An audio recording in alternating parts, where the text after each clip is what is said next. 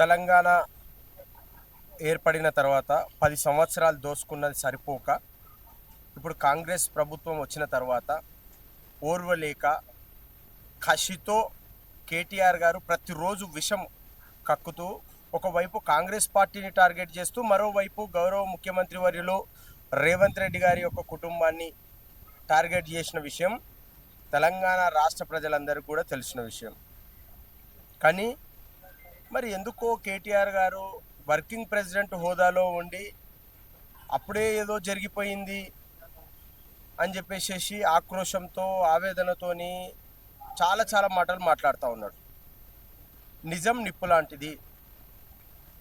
నిజం నిర్ణయించే వాళ్ళు ప్రజలు నిర్ణయించిన ప్రభుత్వం ఇది. ప్రజలు ఏదైతే గతంలో బీఆర్ఎస్ను వద్దనుకొని కాంగ్రెస్ పార్టీని గెలిపించిండ్రు. దీంట్లో ఏముంది? కేటీఆర్ గారికి ఎందుకు? మీరు 10 సంవత్సరాలు ఉన్నప్పుడు మేము అన్నీ మూసుకొని ఇంట్లో కూర్చొని ఉన్నాం.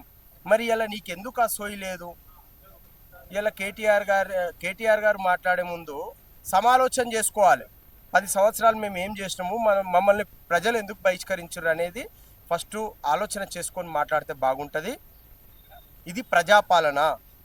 ప్రజల గురించి అనునిత్యం గౌరవ ముఖ్యమంత్రి వర్యులు, మా మంత్రివర్గం, మా సహచర ఎమ్మెల్యేలు అందరూ కూడా పనిచేస్తూ ఉన్నారు. ఆయన అన్ని ఫ్యామిలీలను టార్గెట్ చేస్తాడు. సీఎం ఫ్యామిలీ అని ఏం కాదు. ఆయన ఎవరు ప్రజలలో ఉండి ప్రజాక్షేత్రంలో ఎవరైతే పని చేస్తారో వాళ్ళందరినీ కూడా టార్గెట్ చేస్తాడు. కేటీఆర్ గారికి టార్గెట్ అనేది గతంలో వాళ్ళ అయ్యే టార్గెట్ చేస్తుండే, ఇప్పుడు ఆయన టార్గెట్ చేస్తుండే. అంతే. విషయం ఏం పెద్ద దాంట్లో మనం మనసులో పెట్టుకొని దాచిపెట్టుకోవాల్సిన అవసరం ఏం లేదు. వాళ్ళు చేసేదే బ్లాక్మెయిల్ దందలు, లంగ దందలు, లుచ్చా దందలు, అదేవిధంగా ఈ ఓర్వలేని పనులు. అంతే తప్ప నికాసుగా నిజాయితీగా ప్రజల మధ్య పోయి ప్రజలకేమన్నా ఎవరైనా చేసేటోళ్ళు ఉంటే వాళ్ళని తప్పుదోవ పట్టియడానికి రకరకాల నిందలు కూడా వేసే అవకాశాలు ఉంటాయి.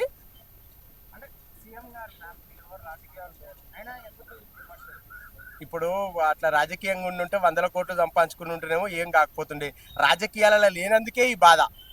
ఒకవేళ రాజకీయాలలో ఉండి డబ్బులు విచ్చలవిడిగా వీళ్ళలాగా, వీళ్ళ చెల్లెలాగా, వీళ్ళ బావలాగా, వీళ్ళ తమ్మునిలాగా, వీళ్ళ నాన్నలాగా, ఈ కేటీఆర్ లాగా సంపాదించుకుంటే బాగుంటుండే.